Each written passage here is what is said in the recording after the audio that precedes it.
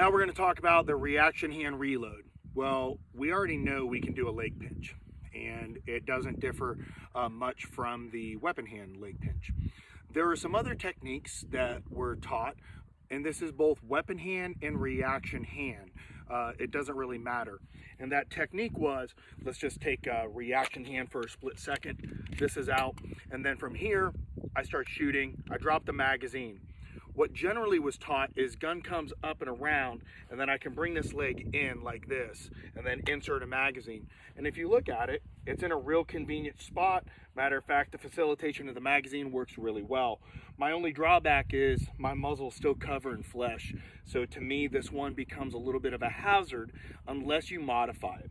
The way we modify it, and that would be with the understanding that this leg is in up position, we bring the gun in and we just do it like this. Now we can safely stick this magazine in, and if for some reason something should happen, then the gun's going to go off in hopefully a safer direction than at point blank range in the thigh area. One of the things that we have to be careful about is moving the gun too much to where the slide shuts.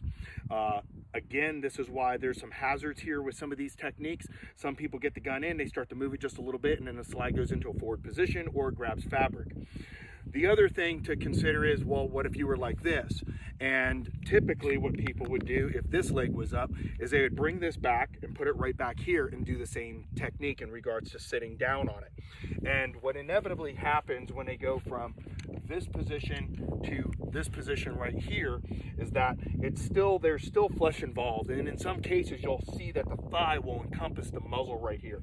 So again, in an effort to stick with firearms rule number 2, we just take the gun, we put it in an outboard position, and then we just squish it like that. I insert the magazine, bring the gun up. Now on the way out, I could cycle and start to do my engagement. So there is a time and place where I'll utilize those body parts if I can on the way out. And remember, the goal is to gain just tenths of a second. So instead of bringing it all the way up and then chambering and firing, which is an option, you can do that as well. All that we're looking at now is, hey, if I can do something, 2 things at once, bring the gun up and chamber it at the exact same time, then maybe I ought to consider doing that.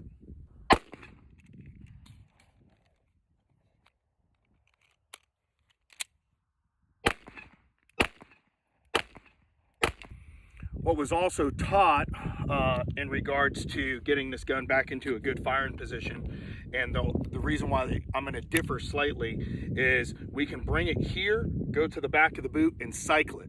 Okay, we can do that. It's a really good option. I just put one in the chamber, and then now I'm back up getting ready to shoot.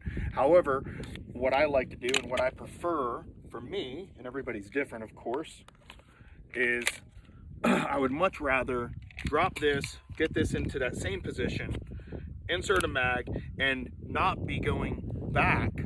I want to be going forward. So I would much rather even come right up, cycle, and fire than go to the rear again, only to go into a forward position.